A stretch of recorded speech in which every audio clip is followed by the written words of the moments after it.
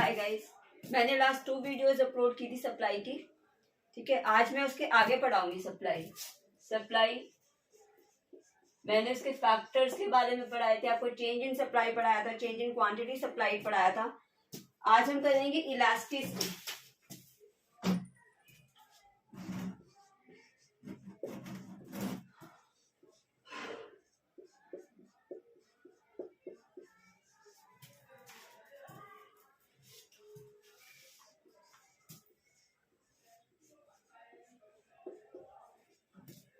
Price elasticity of supply.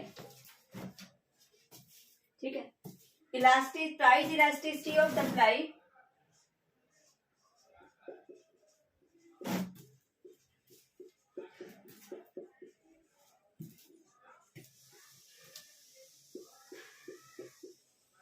क्या होता है? Percentage change in quantity supplied upon percentage change in price. यानी कि percentage change in quantity supplied और percentage change in price के अनुपात को बोलते हैं, कि इन दोनों की रेशो को बोलते हैं प्राइस इलास्टिसिटी ऑफ सप्लाई। अब डिमांड में हमने ये फॉर्मूला पढ़ा था, वही सेम फॉर्मूला हमारा होगा, बस क्वांटिटी इसमें डिमांड की होती थी, इसमें सप्लाई की होगी। एक फर्क होता है प्राइस इलास्टिसिटी ऑफ डिमांड में और प्राइस इलास्टिसिटी ऑफ सप्लाई में, कि यहाँ पर प्राइस इलास्टिसिटी ऑफ डिमांड में माइनस का साइन आता है, लेकिन सप्लाई में माइनस का साइन नहीं आता। क्यों? क्योंकि प्राइस इलास्टिसिटी ऑफ डिमांड में प्राइस और डिमांड के बीच में डायरेक्ट इनवर्स रिलेशनशिप होती है डिमांड में, लेकिन सप्लाई में क्या होता है? डायरेक्ट रिलेशनशिप होती है।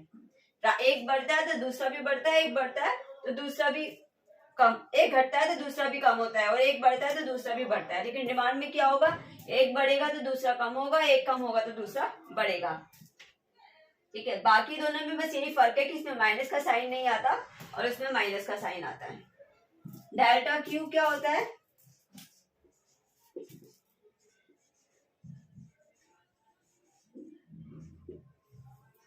चेंज इन क्वांटिटी सप्लाइड, और डेल्टा पी क्या होता है? Change in price. Delta Q होता है Q1 माइनस क्यू, और डेल्टा पी होता है P1 माइनस पी। अब यहाँ पे P क्या है? P हमारा ओरिजिनल प्राइस है, यानी पुराना प्राइस, और P1 होता है न्यू प्राइस। और Q क्या होता है? Same original quantity of supply,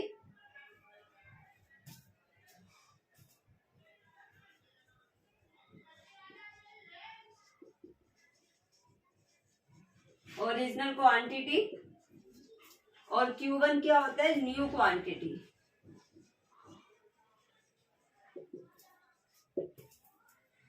ठीक है,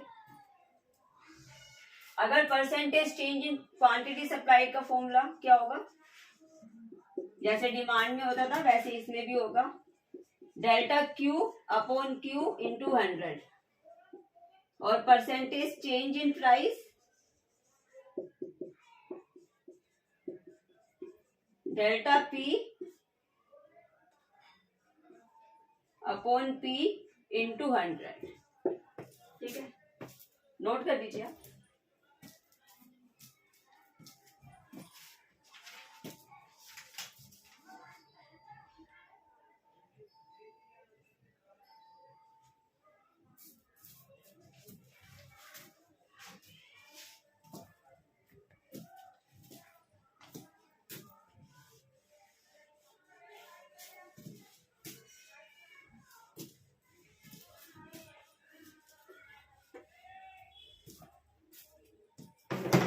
अब हम पढ़ेंगे डिक्रीज ऑफ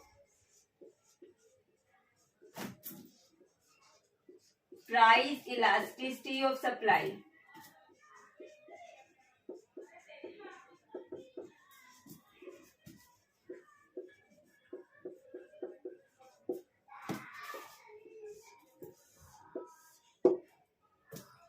5 डिग्री होती है इसकी।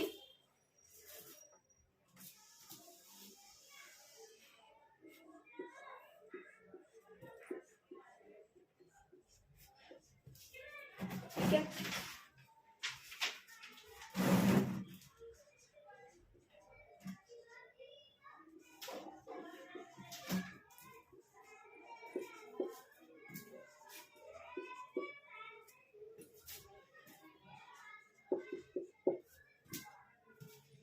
ES equals to infinity, ES equals to 0, ES more than 1, ES less than 1 और ES greater than 1। ठीक है, इसको बोलते हैं परफेक्टली इलास्टिक।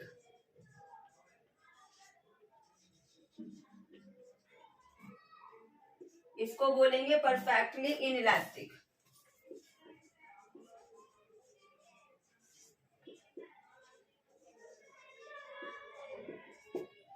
इसको बोलेंगे मोर देन इलास्टिक।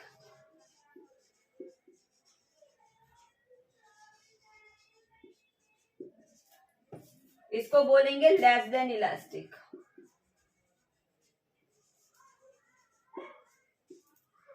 इसको कहते हैं unitary elastic.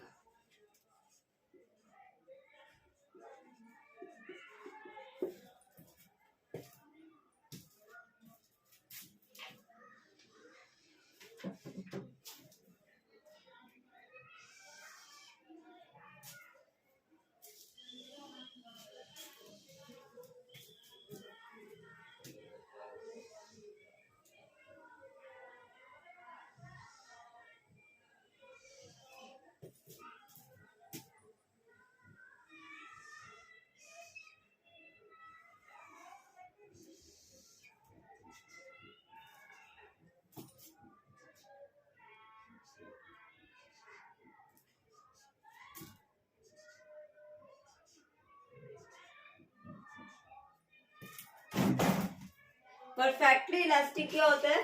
Parallel to X axis.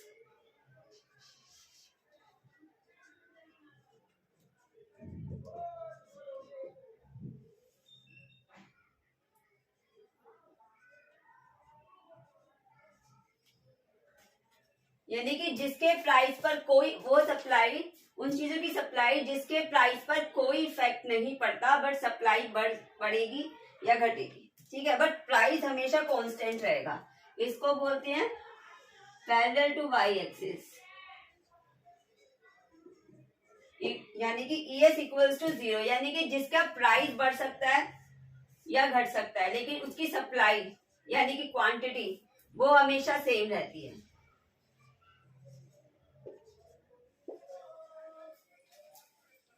More than elastic, more than elastic supply कर ऐसा होता है।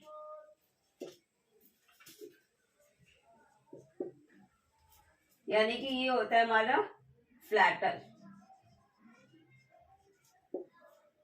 और इसका सप्लाई कर्व होता है ऐसा।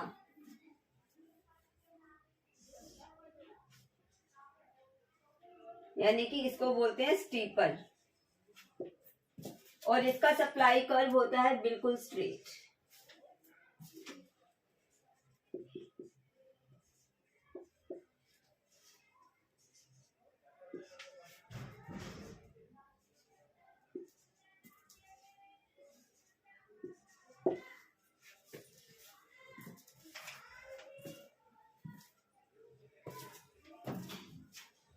ये थी हमारी degrees of elasticity of supply. यानी कि आज हमने किया प्राइस इलास्टिसिटी ऑफ सप्लाई के बारे में और degrees of price elasticity of supply के बारे में। ठीक है, आज के लिए इतना ही। अगर मेरी वीडियो आपको अच्छी लगी हो तो प्लीज मेरी वीडियो को लाइक कीजिए, चैनल को सब्सक्राइब कीजिए और इस वीडियो को ज्यादा से ज्यादा शेयर कीजिए। Thank you.